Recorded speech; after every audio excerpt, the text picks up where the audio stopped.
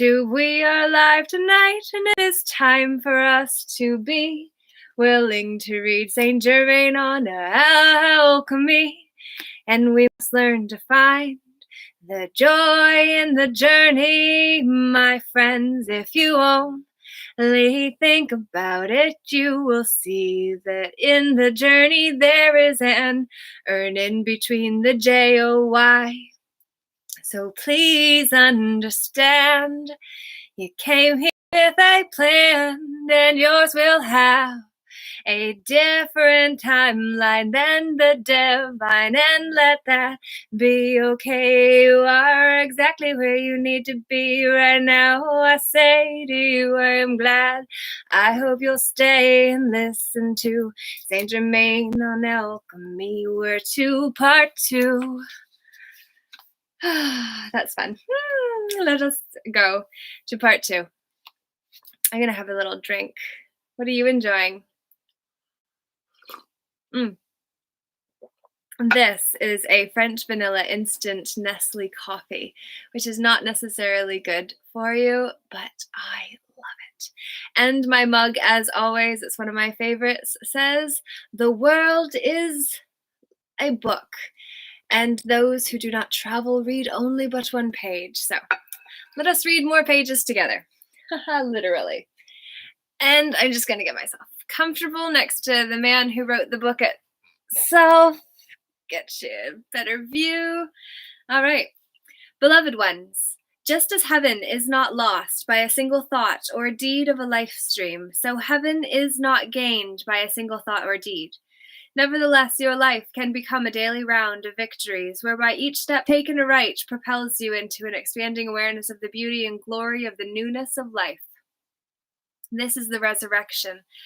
From dead works of carnality into the living exaltation of the Christ consciousness of spirituality, vesting each one so dedicated with the mission of Jesus the Christ, one of the greatest alchemists of all time, until you. Doesn't say that, but I do.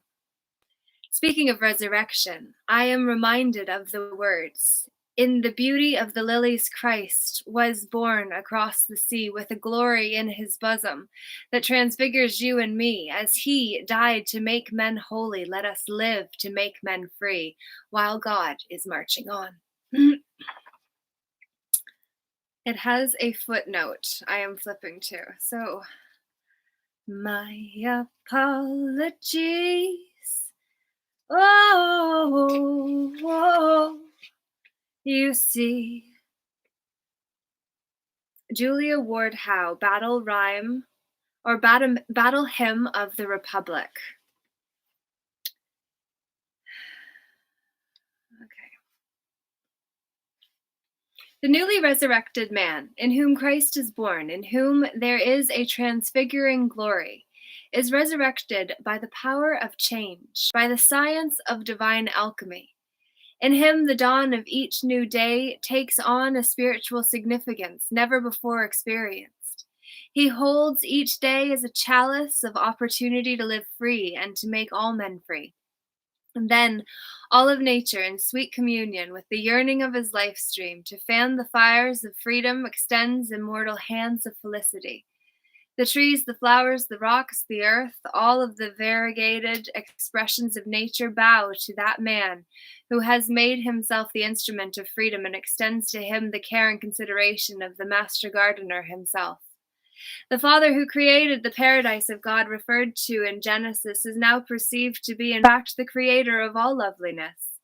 The sylphs of the air, the undies of the sea, the fiery salamanders of the flame, and the gnomes of the earth are recognized as elemental spirits created to assist that one Father in bringing forth a kingdom of supreme loveliness and beauty. It is recognized by the perceptive alchemists that the final nature of man has been outpictured in part by the nature kingdom, for the elementals from the smallest to the greatest are great mimics of the human scene. As they have taken on human concepts of duality, thorns and thistles, pain and parting have been brought forth upon the screen of life. Yet with all of the despoiling of the virgin beauty of the earth by mankind's discord and inharmony, Much that is lovely has remained, showing that the power of God is greater than the power of the deification of evil. Through friendship with the servants of God and man and nature, the compassionate alchemist learns to utilize the great spiritual flow of elemental life and finds in the presence of the Holy Spirit a cooperation with nature which formerly he did not even dream existed. Looking upon the blessed earth with the grandeur of its rolling plains, its fertile valleys, and its mountain ranges, gazing upon the crystalline mirrors of its lakes and flowing streams interlacing the terrain and conveying the water element in channels of varying depths, mankind become filled with reverent wonder. The planetary veins and arteries conveying the tireless energy of the Eternal One from place to place upon the spinning globe of the world, the blue dome of the sky with the golden sun disk to warm and revivify mankind, the silent night with the crystal moon and diadems of stars like onto the Pleiades, all of these are flooded with a sense of unity which pervades all things. Nowhere is unity felt with greater meaning than in the depth of the heart of the individual who is in complete attunement with God in his I Am presence, the individualized identity of the perfection of the Creator himself. That body of historical error, composed of myriad carnal events and human misqualifications, is changed now by the alchemical fires of spiritual regeneration. And in its place, the wholeness of the real being of man stands forth. He is no longer a part, he is the all of creation. These valleys and hills, these diadems of stars and far reaches of space are a part of himself. He is all of them and in them all. With this supernal sense of ever-present wonder, man is able, as an integral manifestation of God, to perform the miracles of the great alchemist and make his world the wondrous glory of the resurrection. Old senses are passed away, all things are become new. That's 2 Corinthians 5:17. With that, I wish to give the students a coup d'oeil into advancements which shall be forthcoming in the world of science. I am interested in offering a preview of man's greater control of the elements in the studies in alchemy, because some of our would-be alchemists can be instrumental in the production of these techniques or in calling them forth from the universal. Let us consider for a moment the development of the mind switch. At present, lights, elevators, doors, and many devices are activated by switches or electronically, and engineers are at work upon a typewriter which will type phonetically sentences spoken directly into it. The mind switch is even more revolutionary, for it will enable men to direct mechanical apparatus and electrical functions through brainwaves by the mastery of the energy currents flowing through the mind. Of course, many amusing situations could be misconstrued. In which two individuals might transmit divergent impulses simultaneously. This should pose no problem, for they would but cancel each other out, or the stronger would overcome the weaker of the transmitted thought waves. Another development of the coming age will be a camera so sensitized that it will make possible the photographing of the human aura. This will enable physicians to discover the fundamental causes of many physical diseases, as well as the solution of psychiatric problems relating to the emotions and subconscious records of past experiences, even in previous lives unknown to the patients themselves. The wave patterns caused by criminal tendencies and crimes recorded in the etheric body will also be photographed or recorded by sensitive instruments in graphic form, similar to the process now used to record brainwaves and impulses of the nervous system. Evidence of guilt or innocence will therefore be afforded those administrators of justice who formerly relied on incomplete knowledge of events in the penalizing of delinquent individuals. With the advent of greater understanding of magnetism, it will be possible to so amplify the power of magnetism as to suspend furniture in midair without any form of visible support. A new optical development is forthcoming which will increase mankind's exploration of the submicroscopic and atomic worlds. In this field, the magnification of images with greater clarity will become. In this field, the magnification of images with greater clarity will become possible by methods not previously encountered. With this advancement, certain methods of transmutation will be made known to the chemists of the world, whereby the synthesis of new elements will be achieved as simply as a child plays with blocks. A new form of aeronavigation, a new form of a new form of aeronavigation and transportation will be made possible by utilizing an electronic ray placed upon the metal of which the airship itself is composed, negating the gravitational influences upon it and giving it a quality of lightness similar to helium. This will enable it to rise in complete resistance to the power of gravity. The ship can then be directed by atomic jets in such a manner that a safer form of locomotion will be made available to all. A breakthrough in color television enabling increased clarity in the ranges of color tones and values should come forth before too long. Through the means of orbiting satellites, such as those that are currently circling the Earth, a new method of studying the weather and of mapping it will cause mankind to realize the need for a central control station for the weather in order to direct its conditions over most of the landed areas of the world. I feel, however, that this could be the subject of much controversy and may eventually be dropped until the time when greater unity and amicability exist between various interest groups and among the family of nations. The work begun many years ago by Luther Burbank, who acted under the direction of the hierarchy in his experiments with nature and the grafting of plants, will be brought to a new degree of perfection. As certain influences within the hearts of the seeds themselves are revealed through advanced studies of cytology, within the heart of the desert cactus is locked a secret whereby the arid areas of the world can indeed be made to blossom as the rose and produce all manner of fruits and vegetables with far less moisture than is presently required. Isaiah 35:1. Water shortages may thus be alleviated. The present surge in world population, which seems to have caused many demographers to review and revise the doctrines of Malthus with the aim of extinguishing or limiting human life in complete contradiction to God's laws, will prove of less concern to future societies as they become aware of marvelous methods of increasing agricultural production, of harvesting the wealth of the sea, and of the unlimited use of atomic energy in advanced city planning, as well as in interplanetary colonization. There is a purpose in the plans of God which far transcends the understanding of the human intellect and the memory of history upon earth. The wonders that are to come will soon be dwarfed by still greater wonders, and therefore all life should live in a state of constant expectancy. It is the joy of the mind of God to give richly of his blessing. But above all, may I counsel you now, students of the light, and all mankind, obtain first from God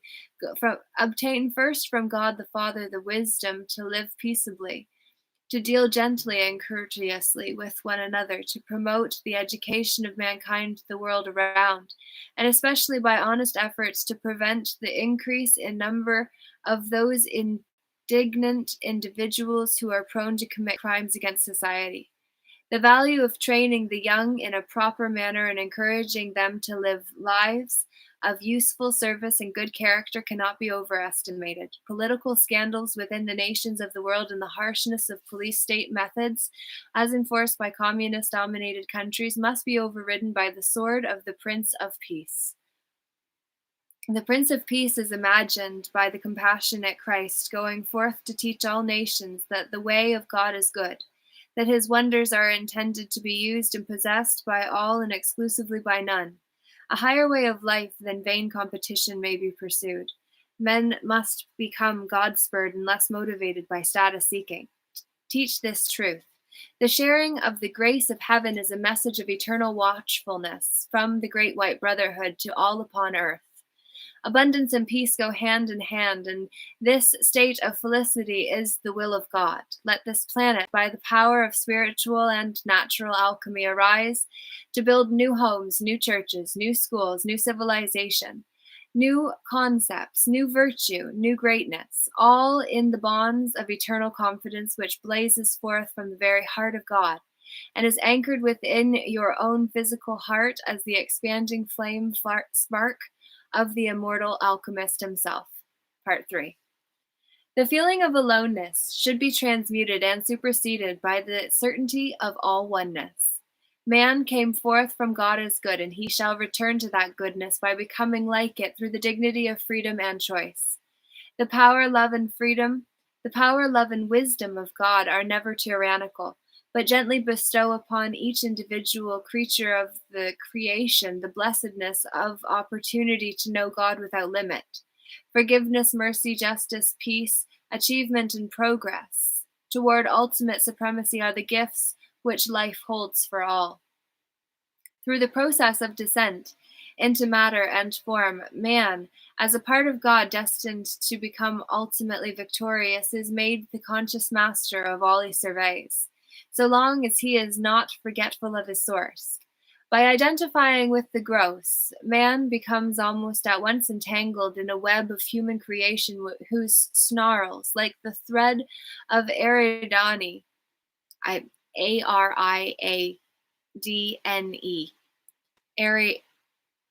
Ariadne, weaving through the labyrinthian cave of subterranean matter. Okay, let's try that again. By identifying with the gross, man becomes almost at once entangled in a web of human creation whose snarls, like the thread of Ariadne, weaving through the labyrinthian cave of subterranean matter, bring him face to face with the Minotaur, who swells in the lower octaves of consciousness, waiting to devour the Christ. Escape is freedom. That which descends and is committed to form and density must, in obtaining its freedom, ascend back to that source from whence it came. To do this prematurely is an error, and therefore the Father, or I Am Presence, knows of each life stream the day and hour when he is truly ready. Until the fullness of outer circumstance is transcended and transmuted in a manner whereby the life stream has fulfilled his original purposes for entering the orbit of Earth, he should continue his training and preparation in accordance with the universal plan. So anyone that is even open to the idea of suicide, please understand that it will not be in your soul's greatest and highest interest. And these calls are designed to make sure that you know that you are not alone, that you have support, resources are available to you, and the Peaceful Inner Warriors United community is available to you too. So I look forward to sharing more opportunities with you. But I just wanted to say that right now, what we're really talking about is premature departing from this world. That is of your own accord or because of the right or the left-handed choices, left path choices that are of wrong action and misaligned with the truth of who and whose you are, that ultimately move you further away from who you truly are and put you into danger's way. And what is danger, truly, at the end of the day? If we just reverse all of those letters and then say, hey, truly, I don't actually know what it is in this moment because I've never looked at danger. But certainly I have looked at others. And when you can spell lived and devil frontwards, backwards, that's when then you know that the devil has boredom as the playground, when idle hands make that playground. And it's because it takes us down to lower levels within the high rise of emotional awareness, because as soon as we start at the level of boredom, we go into pessimism, frustration, overwhelm, disappointment, doubt, worry, blame, discouragement, anger, revenge, hatred, jealousy, insecurity, fear, depression, and you're at the very bottom all the way down, because it's a very easy spiral to get sucked into and just go down as if you were on a water slide. But if you can actually learn to move yourself out of boredom and into contentment, that then is when you start reaching for the ethereal plane experiences, which really take you into hopefulness, optimism, positive expectation, enthusiasm, happiness, passion, love, peace, joy, knowledge, empowerment. When we understand that it is just about where we are willing to give our focus, and when we feel ourselves slipping, that is literally a key that we are about to give away our power. And that is when I say I'll get back to the book. But truly, I hope that was a useful off-ramp. So, truly thoughtful individuals will quickly recognize that marrying and the giving in marriage, procreation, and the perpetuation of present modes of civilization are not of themselves the ultimate purposes of life. All the world as a stage is not the cosmic Colosseum, and ere the curtain is drawn on the final act, the drama of man's existence shall be played out in many corners of the universe, undreamed of by either early or modern man. Men's dreams of heaven are but fond glimpses into the imagery of Elysium, graciously afforded mankind as encouragement until the time when they are able to expand their own spiritual vision and behold reality in the wonders of the Father in his many cosmic mansions. That's from John 14:2. The supreme purpose of God for every life stream upon earth is the selfsame victory which beloved Jesus manifested from the hill of Bethany. Traditionally, Jesus' ascension from Bethany's hill is understood as his entering into heaven. The ascended masters have revealed in later years that when Jesus rose from Bethany's hill, he was concluding his Palestinian mission and that he took his ascension, his reunion with the living presence of God many years later. After his crucifixion and resurrection, he journeyed to Kashmir, and at the age of 81 ascended from the etheric retreat of Shambhala. See Christ. June 27th, 1993, The Path of the Builders, which was a Pearls of Wisdom, volume 36, number 36. So that's interesting, claiming that Jesus actually didn't die that day. I've heard that before. Sylvia Browne had a really good book. It's called The Two Marys. I had it when I was in England. I brought it back from Canada back to England with me when I was living there for 3.5 years. And I read it, and then somehow I lost it. And then literally recently I was given another copy of it. So I say that at 22:22. So that's interesting. I'll have to pull that book out. It is due, evidently, but we will carry on. The supreme purpose of God for every life stream upon earth is a self-same victory, which beloved Jesus manifested from the hill of Bethany. The accent of Christendom upon the agony of Gethsemane and the crucifixion and the vigil in the tomb of Joseph of Arimathea has often eclipsed the great significance for every man, woman, and child of the glories of the resurrection and the mysteries of the ascension. Misunderstanding of the law of cause and effect and failure to apprehend the at-one-ment of the universal Christ originated by the human concepts that were introduced in the parable of Eden and continued to the present day, perpetuated by the hoary mists of time and dogma.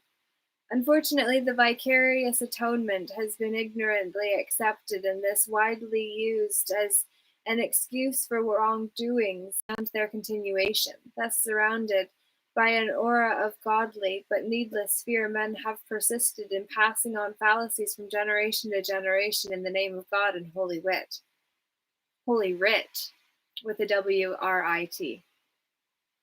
The registering of discord and wrongdoing upon man's four lower bodies, example the physical, mental, memory, and emotional bodies, is affected by scientific law cosmically ordained and itself the very instrument of creation. As creators, men have sown this wind and reaped a karmic whirlwind. Hosea 8:7. The victory of the universal Christ, which beloved Jesus demonstrated, was intended to show to man the way that would conduct him safely back to God's image. That way was revealed as the Christ, or divine light within every man that cometh into the world. John 1:9. It is this wondrous light, then, which is the light and life of the world. Matthew 5:14, John 8:12, 9:5. Of every man's, it is this wondrous light, then, which is the light and life of the world, of every man's individual world. Only by walking in the light, as he, the universal Christ, is in the light, 1 John 1:7, can men return to the Father's house. The forgiveness of sins is a merciful instrument of the great law whereby retribution or the penalty for wrongdoing is held in abeyance, in order that a life stream may have the freedom to go and sin no more. John 8:11. And then be given the opportunity for greater spiritual progress. However, forgiveness does not absolve the soul of the requirement to balance the energies misused by the alchemical fires of transmutation. The balancing of wrongs done to every part of life, including the self, must be accomplished in full with cosmic precision. Hence, every jot and tittle of the law must be fulfilled, either here or hereafter. Matthew 5:18. This process need not be a fearful looking for of judgment. Hebrews 10:27. But it should preferably be a happy expectation of opportunity for service to life and the freeing of life's imprisoned splendor.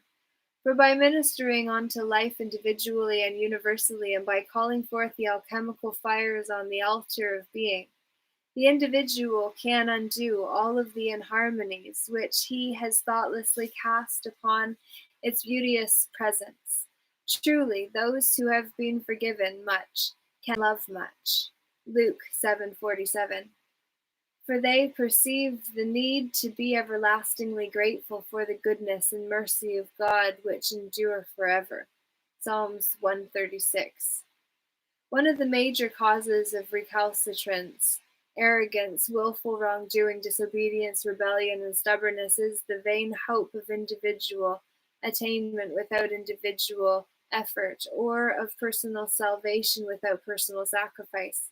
Mankind do not relish the idea of painstakingly withdrawing every thread and snarl that they have placed in the garment of life, or of attaining heaven by honest application. Yet they must one day face this truth of themselves. Therefore, the present, when truth and justice of opportunity are at hand, is the right and accepted time. Behold, now is the accepted time. Behold, now is the day of salvation. 2 Corinthians 6:2. The desire to find a scapegoat for one's sins in a world teacher or savior is not in keeping with the cosmic principles undergirding the law of the atonement. A master of great light, such as Jesus the Christ or Buddha or Gautama Buddha, may hold the balance for millions of souls who are not able to carry the weight of their own sinful sense. This holding action is a staying of the law, whereby through mercy and through the personal sacrifice of one who keeps the flame for all, mankind might find their way back to God, and then in the power of the rebirth and in the presence of the Holy Spirit return to take up the unfinished business of balancing their debts to life. Christ is the Savior of the world because by his immaculate heart he postpones the day of judgment, affording humanity additional opportunity in time and space to fulfill the requirements of immortality. I cannot, in the holy name of freedom, resist speaking out on these matters. For many have suffered in the astral world after the change called death, and when they came before the lords of karma to give an accounting for their lives, they were found wanting. Unfortunately, this may have been only because while on earth they accepted false religious doctrine and in their misguided state failed to do well in the time allotted to them. Then came to pass the words God spake to Adam's son, sin lieth at the door. Genesis 4:7. That is to say, the record of the misuse of God's energy is at hand. Render an accounting. In God's scheme of the world order, the propitiation for sin is permanent and effective. For the violet fire will transmute every unwanted condition and balance all by light. This light is the universal Christ, the precious violet flame and aspect of the Comforter's consciousness, John 14:16, 26, 15, 26. The precious violet flame, an aspect of the Comforter's consciousness, is the friend of every alchemist. It is both the cup and the elixir of life that cannot fail to produce perfection everywhere when it is called into action. After the violet flame has performed its perfect work, then let all rest in their labors, that God may move upon the waters, waves of light, of the creation to produce and sustain the righteousness of his eternal law. The climax or initiation of the ascension can and will come to all, even to little children, when they are ready for it. When at least 51% of their karma has been balanced, this means 51% of all the karma ever given to their use has been transmuted and put to constructive purpose, and their hearts are just towards God and man, aspiring to rise into the never failing light of God's eternally ascending presence. When this gift is given to anyone by his own I Am presence and the karmic forge, the appearance of age drops from him as swiftly as a smile can raise the lips, and the magnetism and energy of that one becomes the unlimited power of God surging through his being. The dross of the physical, the weariness of the emotional body, tired of hatred and its monstrous creations, the ceaseless rote of the mental body, all drop away and are replaced in perfect ease by their divine counterparts. The feelings become charged by the love of God and the angels. The mind is the diamond shining mind of God, omnipresence, omnipotent. The total being is inspired and aspiring. Thus, that which once hopefully descended now ascends back into the light from whence it came. One of the company of angels in the nature and friendship of the ascended masters, and in fellowship with the august fraternity of the great white brotherhood, each such one, by the divine merit within, attains the fullness of all that God would ever bestow upon each son without respect of any man's person, but in joyful acknowledgment of man's victory. Thou art my beloved Son, this day have I begotten thee. Psalms 2:7. Epilogue. Religion and spirituality are no shame. These are the implements of the eternally creative arts. These are the friends of the alchemists who would change every base element of human nature and all life into the gold of Christed accomplishment. In this teaching are keys to the highest portal. They must be fitted in the lock to gain entrance to the highest initiation. I am the presence to the progressive unfoldment of everlasting, of ever ascending planes of consciousness. All within your lovely God presence I am. Beloved ones, you are not limited in alchemy merely to the drawing forth from the universal light of three-dimensional objects. Alchemy can be mastered in order to illumine the mind, to heal any unwanted condition, and to spiritually exalt man's total nature from its base state to the golden standard where the golden rule is law. With you and as with God, all things are possible. There is no other or higher way. For example, the brilliance of present Soviet science cannot win the universe for the blessed children of Mother Russia. Only God can bring eternal satisfaction to the whole earth. Let the ungodly tremble, for they shall be cut down as grass. Psalms 37, 1 and 2. But the righteous shall shine as the sons of the great alchemist, Almighty God. Further studies in alchemy are available to all who would progressively advance in the science of self-dominion. Some of this material I am releasing in the lessons of the Keepers of the Flame Fraternity, some in the weekly Pearls of Wisdom written by the Masters of our Brotherhood, and some I shall bring to you individually in answer to your heart's calls. But call you must, if this cause, which is just, shall be fulfilled in you. Call unto me, and I will answer thee. Jeremiah 33:3 declares the Most High God, the Father shall reward you openly for each prayerful call you make in secret. Matthew 6:6. Within the inner recesses of your heart, unknown by any man, you may ever silently call. There in your heart is the crucible of the eternal essence, the white stone, the elixir and full potency of life. Alchemists of the sacred fire, here is the sacred cosmic formula. Theos equal God, rule equal law, you equal Theon. Theos plus rule plus you equals God's law, active as principle within your being. Try. I am, I am in constant attunement with your true being. Pax vodiscum, sanctus Germanus. The God of mercy extends opportunity to try and try again. By right choice and his gracious violet flame, with the working knowledge of the alchemy of the spoken word, souls born again may live to love again and forge and win their immortality. Saint Germain. We're 35.5 minutes in, and we have just got to the mystical origins of the United States of America. So we are going to just keep on going for a bit longer. No one can be bound to acknowledge and adore the invisible hand which conducts the affairs of men more than those of the United States. George Washington at the first inaugural address.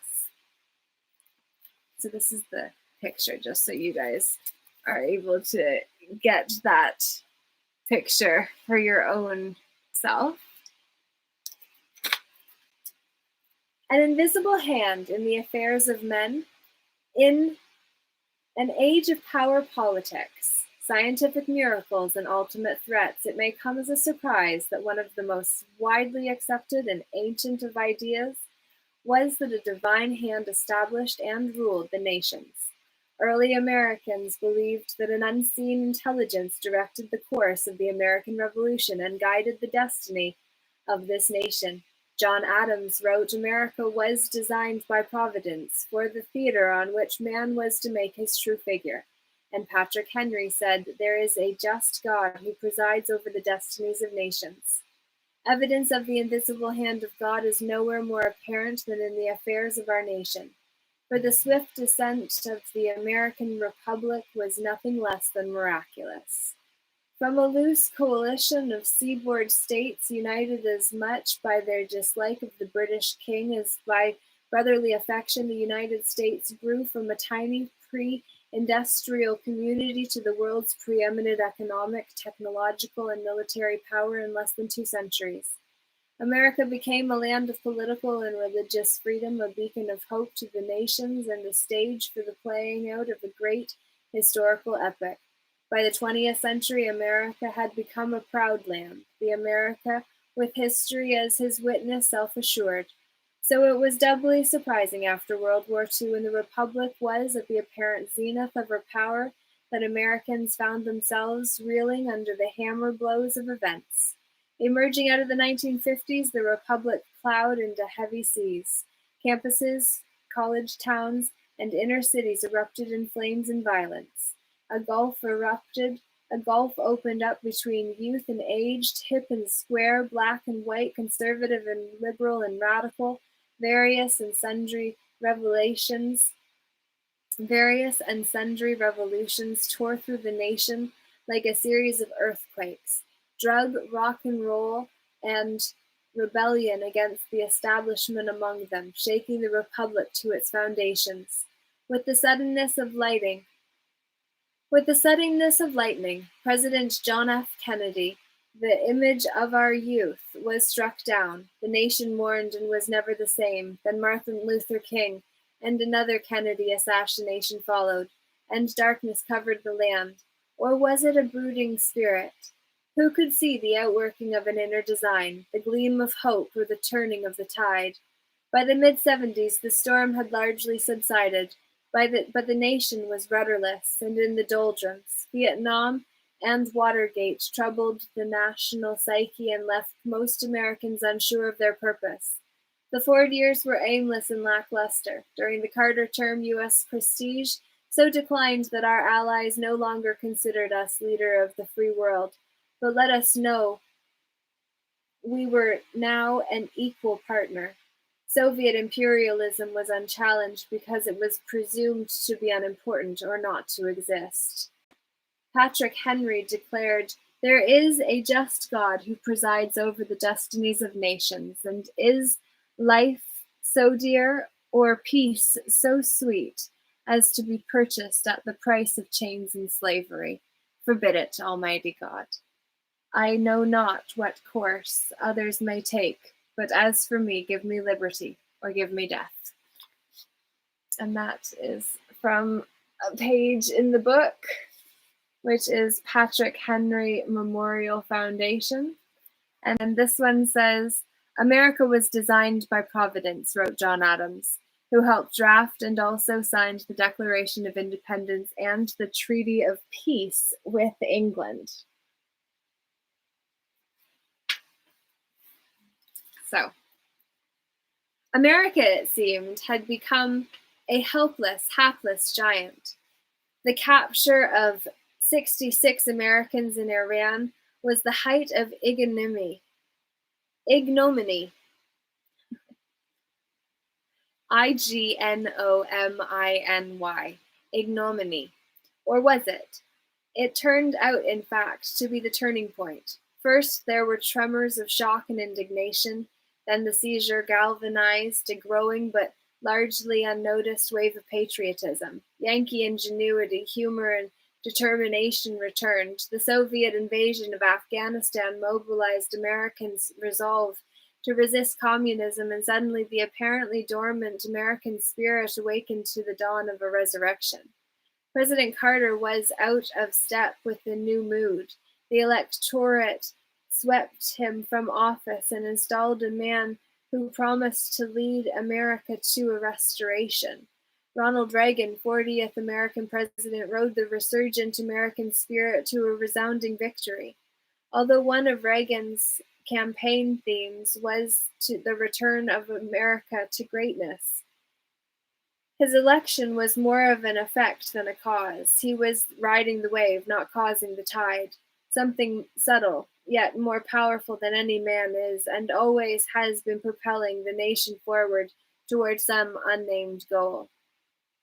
Even though the pomp and circumstance of American heritage is back in style, the new patriotism is still more of a feeling than a conscious articulation of values. There is still confusion about what course of action we the people should take. The problem is not one of indecision, but one of identity.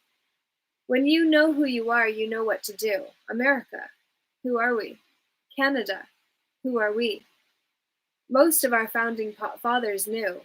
Many early Americans and Canadians knew also.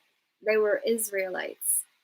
Since only a few were Jews and none were citizens of a then non-existent Israeli state, in what way did they deem themselves Israelites? They were Israelites because of their mystical identification with that ancient people and their God. Historians have recognized that the early Americans saw a striking similarity between their own hardships, history, and condition and those of the children of Israel under Moses and Joshua. It was as if they were reliving history. They baptized their children with the names of the Hebrew prophets and patriarchs and likened their present condition to Egyptian bondage. King James to Pharaoh, the ocean, whose dangers their ancestors had encountered, to the Red Sea, and their new home in the American wilds to the wilderness. Washington and Adams were often referred to as Moses and Joshua. All that was missing were the desert sands of Sinai. The Bible was more than a religious guide to the early New England settlers. It was their political textbook as well. The early criminal codes of the Plymouth and Massachusetts Bay colonies were molded on rules found in Exodus, Leviticus, and Deuteronomy. By 1776, it was widely accepted that God had established a new American Israel. The idea was preached to approving congregations and sermons with titles such as The Republic of the Israelites, an example to the American states, and traits of resemblance in the people of the United States of America to ancient Israel.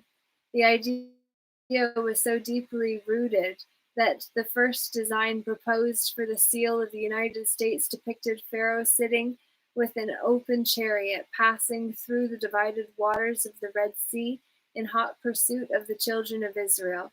Rays from a pillar of fire shone on Moses as he raised his hand over the sea, causing it to overwhelm Pharaoh and the Egyptians. Yet America was nearly 4 millennia removed and 6,000 miles away from the ancient lands where the Israelites had appeared.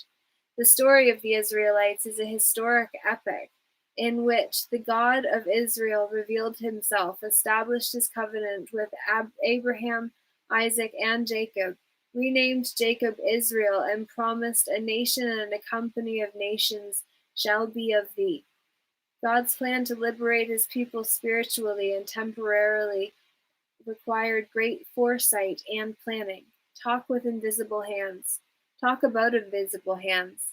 God revealed the Egyptian captivity to Abraham before there were any Israelites to speak of.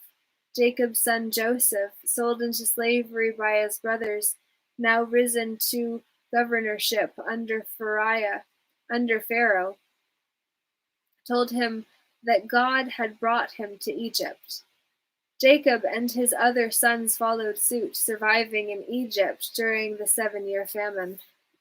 But after Joseph and his generation passed, the children of Israel multiplied greatly, and what Abraham had once seen as a dream came to pass, 400 years of bondage. Throughout their historical trek, even to the present, it has been axiomatic that when the Israelites are obedient to God, all things go well. When the Israelites are obedient to God, all things go well. When they fail to keep his commandments, God often uses neighboring peoples to illustrate to them the inexorable nature of the law of karmic recompense. The purpose of the Egyptian captivity was to allow the people to experience firsthand their own recalcitrance, heaped upon them through their Egyptian taskmasters. When it came time for their liberation, God sent Moses to lead them out of Egypt to the edge of the promised land, and Joshua to push them over the hill of their remaining waywardness. Under the brilliant leadership of Joshua, the Israelites took the land of promise in a lightning military campaign. One striking feature of the Israelites was their organization into a tribal federation that gave each tribe considerable autonomy. This was the venerated republic that the early Americans admired and sought to recreate. The fortune of the Israelites was anything but constant. Again, the people became rebellious, were carried off into captivity by neighboring nations, and later entirely dispersed. But all was not lost. Around 732 BC, Isaiah prophesied that one day the Lord would assemble the outcasts of Israel and gather together the dispersed of Judah from the four corners of the earth. There is considerable difference of opinion among scholars and theologians about the meaning of this prophecy. Some believe it refers to the Israelites' return from the 6th century BC Babylonian captivity, some the return from Assyria, some to the formation of the modern state of Israel, and some believe it refers to the regathering of the 12 tribes of Israel on American soil. It seems that in the great odyssey of the Israelites, nearly 22 centuries passed before there were visible signs of how this prophecy would be fulfilled. The stage was being set for a regathering of the Israelites, but the land to which they were destined to return had to be prepared. In fact, it had to be discovered. This assignment was given by the invisible hand to Christopher Columbus, who discovered America by prophecy. In carrying out his mission, he wrote, "Neither reason nor mathematics nor maps were any use to me. Fully accomplished were the words of Isaiah. Columbus's life is closed in mystery. The exact date or place of his birth is not known. Some claim he was Greek, others Genoese, Genos, Genos, Genoese, Genus, and still others a Spanish Jew. He was steeped in astrology, the writings of Marco Polo, the Old and New Testaments, and the Apocrypha, and the two words of his name, Cristobal Colon, means Christ-bearer and colonizer.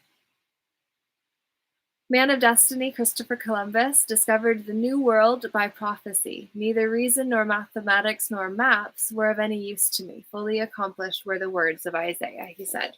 So that there is Columbus, who discovered both the Americas, of which this chapter specifically in St. Germain on Alchemy is about, and then also Canada is included and not mentioned specifically, but I bring it in because ultimately I think there's a lot of really powerful people here. And there's also a movie that is on YouTube. It's a series. Can you believe that it actually is a world without Canada? They're trying to say, like, what if some of the inventions that came from Canada didn't actually ever happen? But from a black magic perspective, if you understand that they have to tell us what they're doing in order to make it so that they can say that they were justified because they explained what they were doing, and then we just laughed because we thought they were joking, but they weren't.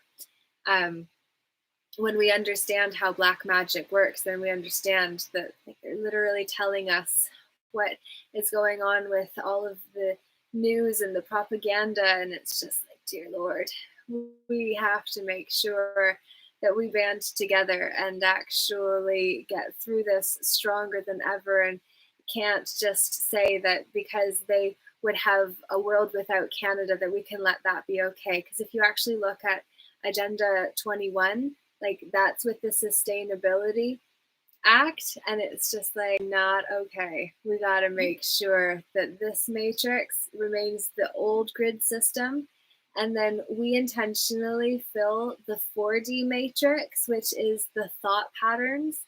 We infuse that with creative fuel that is actually going to take us into the golden age that we are called to create together, which is why I do readings like this. So I hope you're getting a lot of value from it.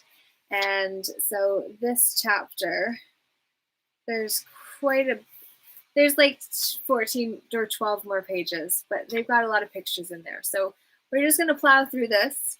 And this is the mystical origins of the United States of America that we are reading as the chapter right now. So I'm glad that you can be with me.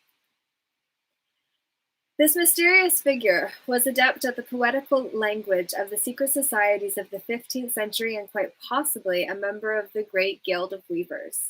Secret societies such as the Guilds, Knights Templars, the Rosicrucians, and the Masons were repositories for the ancient sacred mystery teachings that were handed down to the initiates throughout history. The idea that there is a mystery teaching may seem to some to have a ring of exclusivity out of step with their enlightened notions of freedom of choice. Yet behind the world of effects as an inner world of cause whose light has illumined men and women throughout the ages, shining in virtually all beneficial social, scientific, and spiritual movements. Indeed, most religions have an inner teaching that is so similar and so ancient that Aldous Huxley called it the perennial philosophy. Secret societies were sponsored by a brotherhood of highly evolved spiritual beings known as the Great White Brotherhood, who magnetized the sacred fire to their heart's altar. The white light emanating from their auras gives them the appearance of being white-robed, and they are referred to by John the Revelator as the saints robed in white. This brotherhood of adepts has always sought to elevate and enlighten the children of God, working from beyond the veil or secretly right in the very midst of the people. They have sponsored the great movements for religious liberty, scientific advancement, and political freedom. The tradition of the secret societies is ancient. They existed in various times in Chaldea, Egypt, Greece, Italy, among the Hebrews, Christians, Muhammadans, and others. Virtually all the great teachers of mankind, Homer, Moses, Pythagoras, Gautama, Jesus, Paul, and others of like stature, were initiates of the sacred mysteries. It was Columbus's sponsorship by this mystical brotherhood that made his voyage to the New World something quite out of the ordinary. America had been discovered again and again by Basques, phoneticians, Druids, Libyans, Egyptians, Chinese, Arabians, Norsemen, and Danes for nearly 2,500 years before Columbus. But Columbus bore in his heart an idea, even the archetypal image of a new race destined to be born out of the old. It was an idea whose time had come. The mantle of destiny descended on Columbus, and the next scene in the great epoch, or the great epic of the Israelites, was about to begin. As a result of the Brotherhood sponsorship, the Christ-bearer colonizer captured the old world's imagination and began the enormous colonization movement.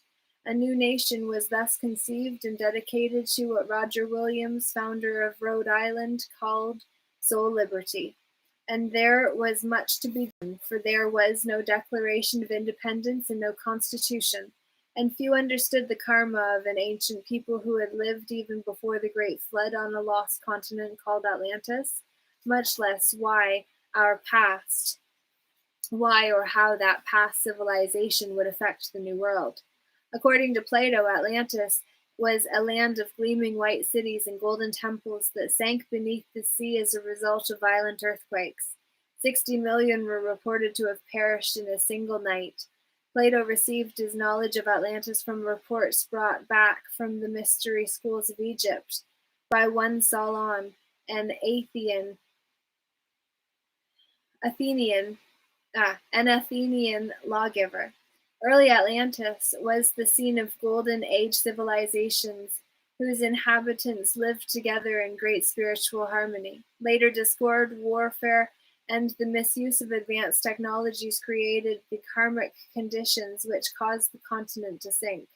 Although Atlantis is a legend to many, legends have a way of moving from the realm of myth into reality with a few timely discoveries. In 1933, Edgar Cayce predicted that a portion of the Temple of Atlantis may be discovered off the coast of Florida. Two pilots, intrigued by this prediction, kept watch as they flew over the area. In 1968, they discovered submerged ruins off Andros Islands near Pine Key. The timing of their discovery is linked, at least by coincidence, to another Cayce prediction.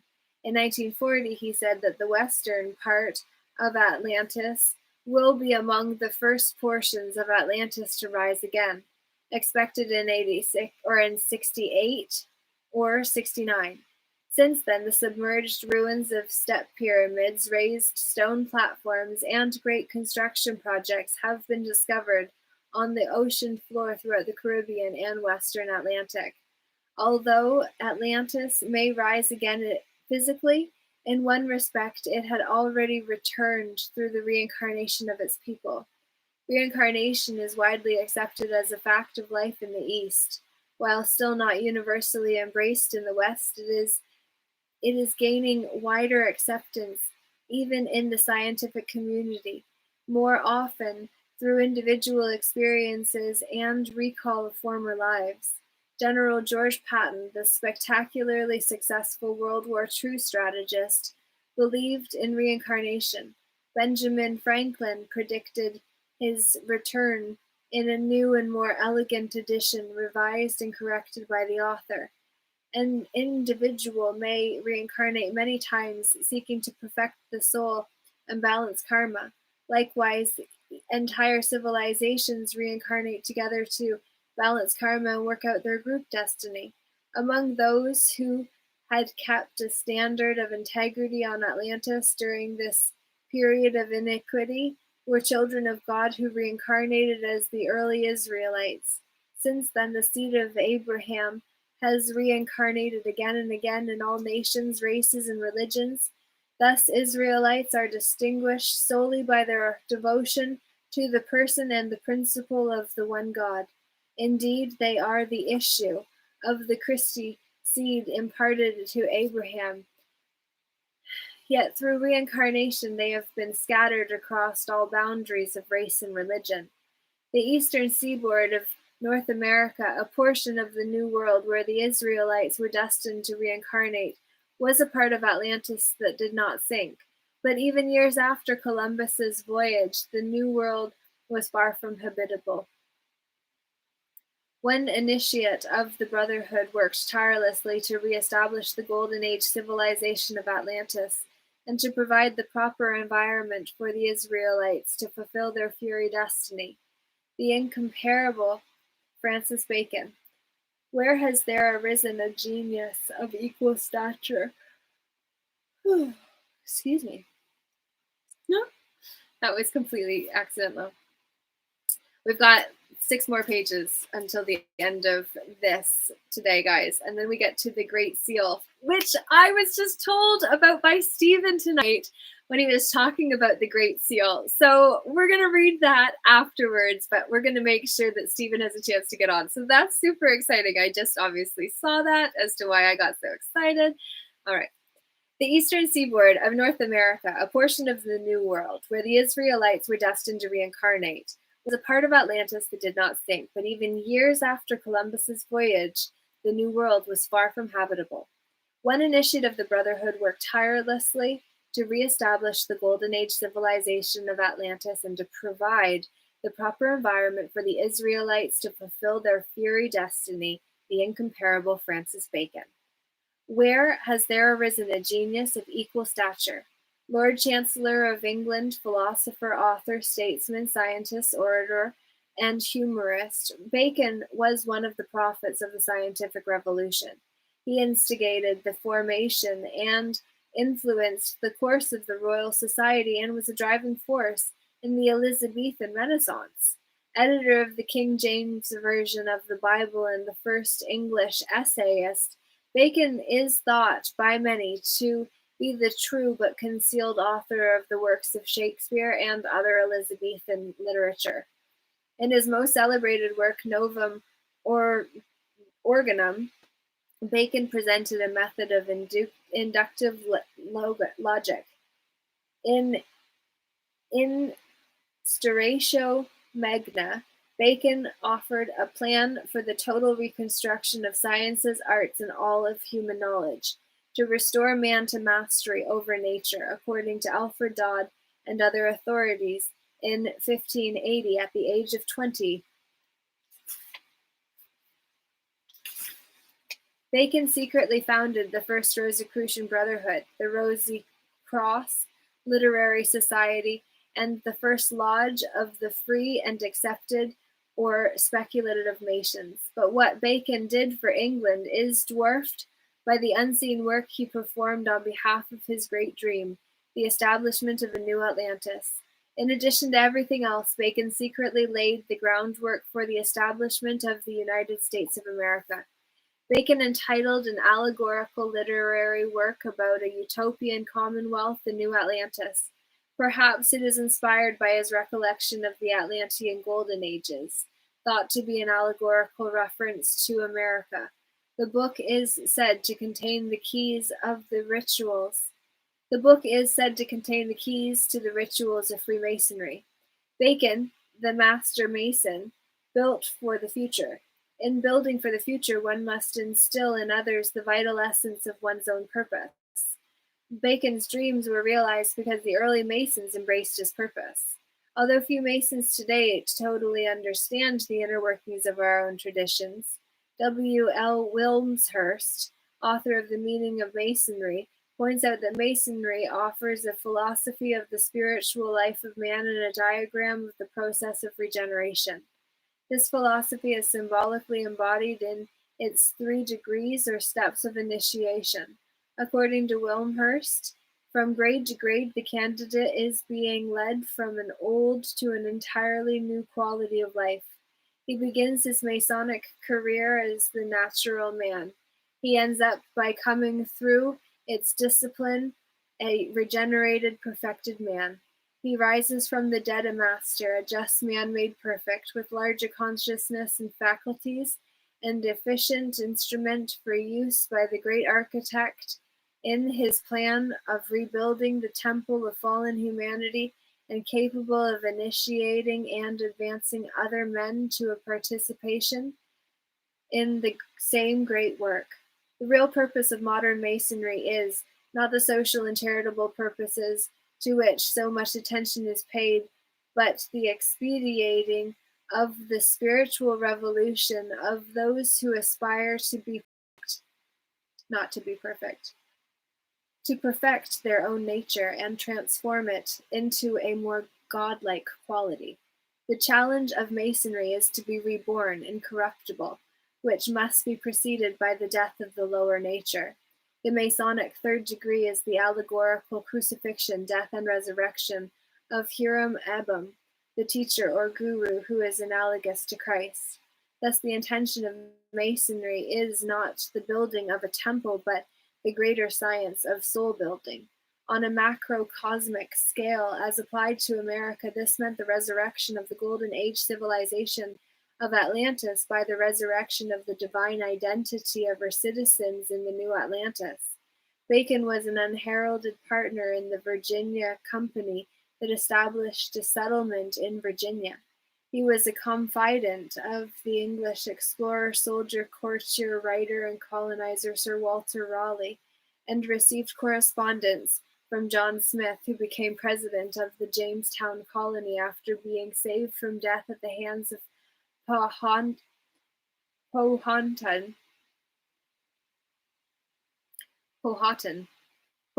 by the chief's daughter Pocahontas. Because Bacon worked behind the scenes, there are only a few identifiable traces of his work in the New World. In 1910, he was honored by Newfoundland in their tricentennial commemorative stamp as the guiding spirit in colonization schemes. With the flowering of Masonry in America, the prophecy of the Restoration was nearly fulfilled, but not quite. America was still a British possession. In the mid 1700s, the spirit of the Revolution swept the American colonies. It grew out of the reaction to British tyranny and the Great Awakening, a religious revival that gave rise to the belief that God had founded a new Israel in America. The Great Awakening gave impetus to the millenarium movement, which took things one step further, a belief that God would provide in America a millennial kingdom as promised in Revelation 20. Christ would then reign 1,000 years. The religious millenarium language adapted the framework of apocalyptic history to commonly held political ideas. American liberty was God's cause. British tyranny was Antichrist. Sin was failure to fight the British. It takes more than a fury sentiment to make a revolution. It takes organization. The Masons, and only the Masons, were sufficiently organized.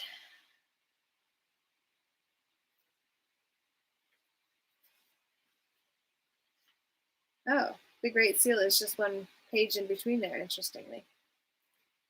It is doubtful that the American Revolution could have ever happened without them. According to historian Bernard Fay, Masonry alone undertook to lay the foundation for national unity in America.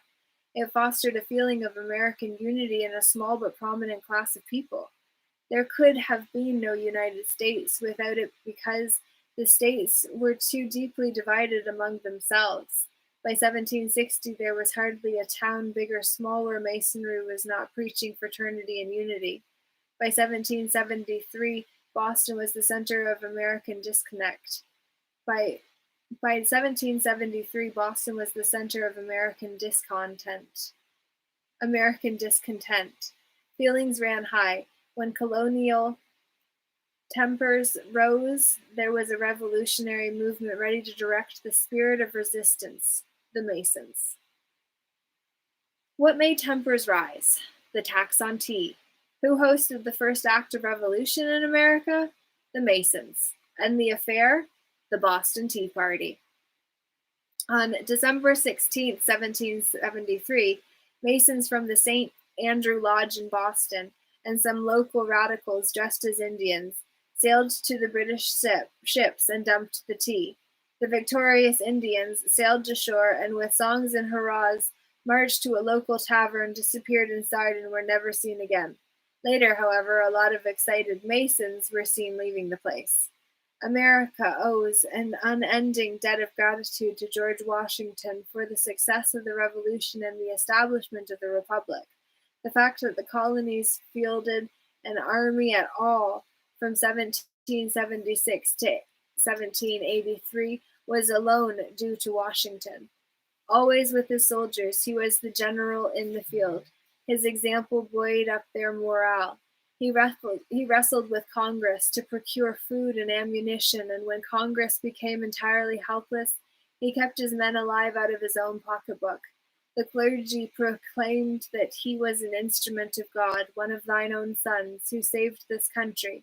They called him the Great Preserver, so great a deliverer, and compared him to Moses, Joshua, and Gideon. When even Benjamin Franklin could not persuade the French king to give the American revolutionaries further medical assistance, Washington prevailed by sending his own aide-de-camp to Versailles and by prayer. Like no other, Washington put his life, fortune, and sacred honor on the line for the cause. Washington was a master mason. In fact, he was the master of masters. Masons seemed to be the moving force at every key step in the building of a new nation. Paul Revere was a Mason. Estimates vary, but as many as 53 of the 56 signers of the Declaration of Independence were Masons. All but 5 of the 55 members of the Constitutional Convention were Masons. All of the leading generals in the Continental Army were Masons. The leading lights of the Revolution were Masons, among them Alexander Hamilton, John Marshall, James Madison, General Nathanael Greene, General Charles Lee, and General John Sullivan. They united around their rising son, George Washington. George Washington's role in creating the new government was at least as important as his military role. Serving as president of the Constitutional Convention, he was the sun in the middle of the solar system that held the stars together. It is doubtful that the stars or the states would have so patiently forged a union had he not been there. Not only was he universally recognized as the only acceptable candidate for the first president, but he was the office incarnate. No one at the Constitutional Convention had any idea what the president would be like, except that he would be like Washington. They created the office and established its requirements by their perception of his virtues. The great efforts of Bacon and Washington came to fruition with the adoption of the Constitution, a document that embodies the principles of the Brotherhood. It provided that each individual would prosper based on his own efforts. The civil application of the initiatic path of the Masons, and it protected by free laws such as no land had ever enjoyed: speech, religion, press, and assembly. Each person might then be set free to work out his individual destiny as he saw fit. Thus, with the great gathering of the elect in the Promised Land, there was re-established the community of those who were free not only to keep the Lord's covenants, but to elect to do so by the gift of free will. It was a community based on true identity, based on true individuality. Individuality proceeds from the Hiram Abbeth of the Masonic tradition, the inner Christ, the Emmanuel of Isaiah, of whom it is prophesied, the government shall be upon his shoulder. This idea was embodied in American notions of identical. Sorry. I thought we were going to be done a little bit ago, so my apologies. This idea was embodied in American notions of individual sovereignty. and God has smiled at our undertakings, anit copitus. Thus reads the motto on the Great Seal of the United States, once disparagingly called a dull emblem of a Masonic fraternity. Masonic, yes, but it is anything but dull. The seal's symbolism proclaims the true identity of the American Israelites. Whew. In the tradition of the ancient mysteries. All right, I'm getting to the end. There's more than what can be got through today, I have to say. Well, we could get through it all, but it's only 6 more pages. We can totally get through it all, guys. We can do it. What do you think? I think we can do it. All right, and we even have the William Clements Library commemoration of Washington photo again. So that's interesting.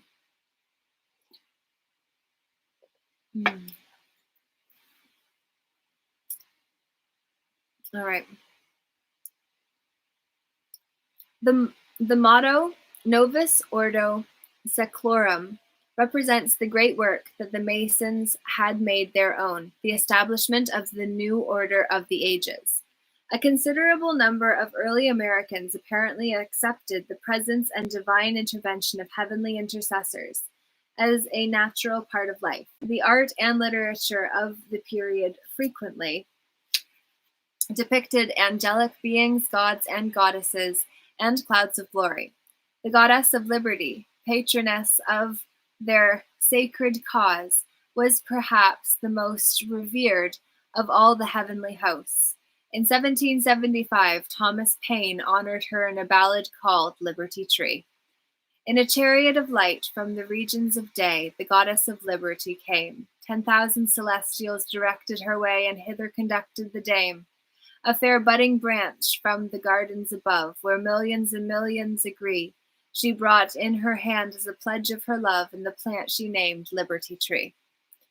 There is more to this chapter. However, I actually read it when I was on the Lawfully Organized Summit earlier with Chantal Matheson, and I actually shared some important distinctions and definitions that I am trying my best to help others understand by also coming to understand it best myself, or better, I should say, rather than best. And so if you are interested in listening back to that replay, I will edit what we did and get it up, and then you'll be able to hear the final chapter of the mystic origins of the United States. And when we get there, the overleaf will be the Teton Range in Wyoming. And so that's where we're going to leave off before the next reading, which will be on the forthcoming Thursday at 7 o'clock Eastern Standard Time again. And we're going to talk about Washington's vision of America's trials. So I would love to know what this has meant to you and for you and what you're going to do with it. Chad says, Mason's motto goes like this: we make good men better, but make no mistake, if you have no money, you could be a good man, but you'll never be a Mason. They have dues. Broke people can't be a Mason. My father's one. Yeah. So ultimately, we've all got our connections to the sacred information that has been kept secret, because the ones that gained access to it oftentimes had to swear vows of secrecy in order to make sure not to reveal the secrets that they were then made privy to. So it's important for us to all really become more intentional about how we're showing up, about what we're giving our attention to, and really overall just really being aware of how significant we are here, and how all of that story was literally meant for you to be able to understand you're supported. You were supported from the very beginning, and you will continue to be, and that needs to be enough for the time that you are here. So I hope that you have enjoyed yourself and the show today. And then we will say bye for today, my friends. We'll see you on Sunday at 10:10 for our next Sacred Self-Compassion service. And we will be reading from Julia Cameron's The Artist's Way. This week we read about abundance, and so this week, naturally, we are going to be doing it on connection. So that'll be at 10:10. I'm going to be visiting my mom and her husband, Steve, and so that means I will be out of my normal space, so I may not do handstands today.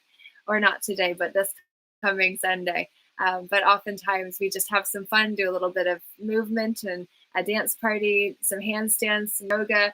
I put on a song in the 10-minute lead up to when we actually go live with the sacred service, where we're actually recovering our inner artist, which is the creator, which is the God spark inside, that is ultimately the microcosm of the macro and the programmer of the computer system that is your matrix. And ultimately, you're the one that has the opportunity to gain access to the information, like what we're doing today with this call, and the one that Chantal and I did, where I defined sovereignty and natural man and woman and lawful and legalese as the language that's used in legal stuff. So there's so much once you get into it that it's overwhelming, except you just learn to moderate yourself.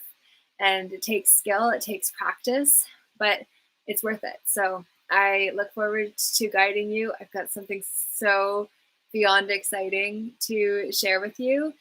And I'm going to share it with you once it's actually ready. So hold your horses, guys. Hold your panties. We got a little bit more to go. You couldn't prosecute a Freemason in Canada once upon a time. That has changed. Wow.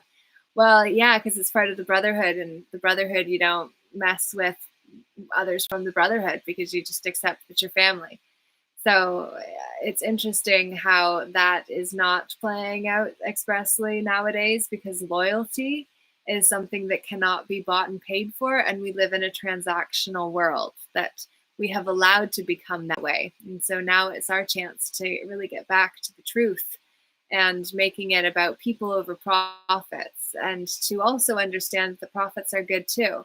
But we have to really negotiate what kind of profits that we're willing to accept, and then what kind of service we're actually contributing in exchange for what we're receiving, and to make sure that it is an equal balance exchange. Because when we are able to do that, then we can start really giving from a functional place. And when we do that, whoa, life changes. And I said that when there were a lot of master numbers in the screen. So I am excited to be with you, and I am excited to not be with you as well, because it has been a long day. And ultimately, I am grateful always to be able to come to you, to have the platform to be able to connect, to see friends in the comments who are tuning in for support, for nourishment of your own soul, and for whatever other reasons compel you to join the call. I do appreciate it all. And I wish you a wonderful night. Toodaloo. Ciao for now. Thank you.